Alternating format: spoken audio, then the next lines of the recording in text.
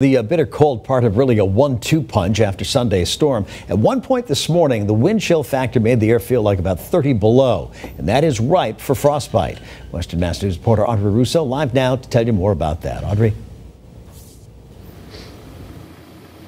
Yeah, stay outside long enough and you can get frostbite at any point during the winter. But today and stretching into tomorrow, those symptoms of frostbite can set in a lot more quickly. And for anybody whose job takes them outside, like linemen, police officers, television news reporters, it's important to know what to do to fight the freeze.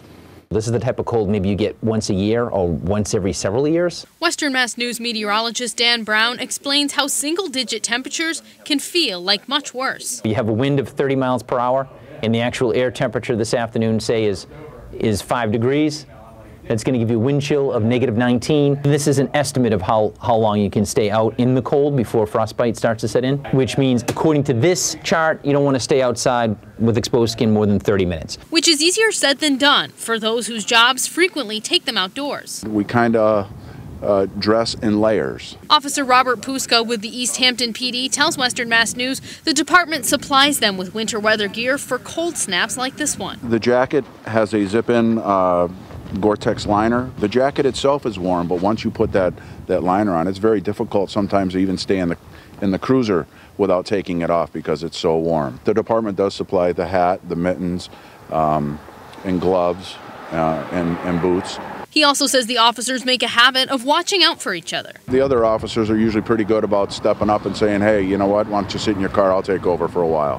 We try not to leave anybody out there for too long. According to information from Bay State Medical Center, the early stages of frostbite feels numb and the skin takes on a white cast, which is why it's important to cover the parts of your skin usually exposed, like fingers, earlobes, and noses. Wind, it takes that heat around the layer of your skin and it shoots it away, takes it away from your body, so it makes it feel colder. To keep yourself warm outdoors, Bay State officials say it's best not to drink alcohol or smoke, and that some medications can even decrease your body's ability to fight off cold. And if you do find yourself in need of help, medical or otherwise, don't be afraid to call for help. If you run into a problem, definitely don't hesitate to call us. Maybe something we can do to help you. And Bay State officials say that it's really important to keep in mind that if you do start to feel that white cast skin and that numbness, not to overcorrect. And what I mean by that is not to go run and touch something really, really hot like a radiator or a car engine, because that can risk damaging your tissue more. When it's frostbitten, the tissue is much more fragile. And those officials say that it's best to run your hands under warm water to mitigate that feeling of frostbite. Reporting live in Springfield, Audrey Russo for Western Mass News.